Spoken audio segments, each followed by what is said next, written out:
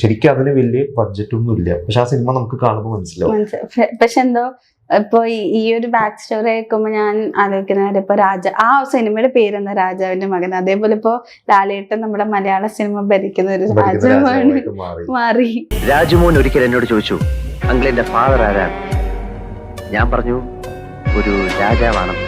അതിൽ ശരിക്കും ആ സിനിമയുടെ ഷൂട്ടും അതേപോലെ തന്നെ മമ്മൂക്കയുടെ വേറൊരു സിനിമയുണ്ട് 1000 കണ്ണുകൾ എന്ന് പറഞ്ഞ്, അത് ഡയറക്ടർ ജോഷി ഡയറക്ട് ചെയ്ത, ഈ 2 സിനിമയുടെ ഷൂട്ട് ഒരേ സമയത്താണ് നടക്കുന്നത്. പക്ഷെ എല്ലാ തിയേറ്ററുകാരും സിനിമ ഇൻഡസ്ട്രിക്കും ഒക്കെ പ്രതീക്ഷ ആ സിനിമയായിരുന്നു. അത് 1000 കണ്ണുകൾ ജോഷി, ഡെന്നിസ് ജോസഫ് മമ്മൂട്ടി, ഇത് തമ്പിയും കണ്ണന്താനം ഡെന്നിസ് ജോസഫ് മോഹൻലാൽ. പക്ഷെ ഈ സിനിമയ്ക്ക് വലിയ, അതായത് ഡെന്നിസ് ജോസഫ് പറഞ്ഞത് ഈ സിനിമയുടെ സ്ക്രിപ്റ്റ് 5-6 ദിവസം കൊണ്ട് എഴുതി, 1000 കണ്ണുകൾ 2.5 മാസം കൊണ്ട് എഴുതി.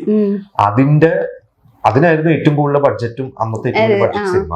2 ഒരേ സമയത്ത് ഷൂട്ട് നടക്കുന്നു. ഈ സിനിമയുടെ രാജാവിന്റെ മകനും ഇപ്പൊ കണ്ടു കഴിഞ്ഞാൽ എറണാകുളം പരിസരങ്ങളൊക്കെ തന്നെയാണ്, വലിയ ബഡ്ജറ്റ് ഒന്നും ഇല്ല. ശ്രദ്ധിച്ചു കഴിഞ്ഞാൽ പല സീനും തട്ടിക്കൂട്ടിയുള്ള അഡ്ജസ്റ്റ്മെന്റിലാണ് ആ സിനിമ ചെയ്തത്. പക്ഷെ അതിന്റെ ഒരു ഇമോഷണൽ കണ്ടന്റ് പ്രേക്ഷകരെ പിടിച്ചിരുത്തി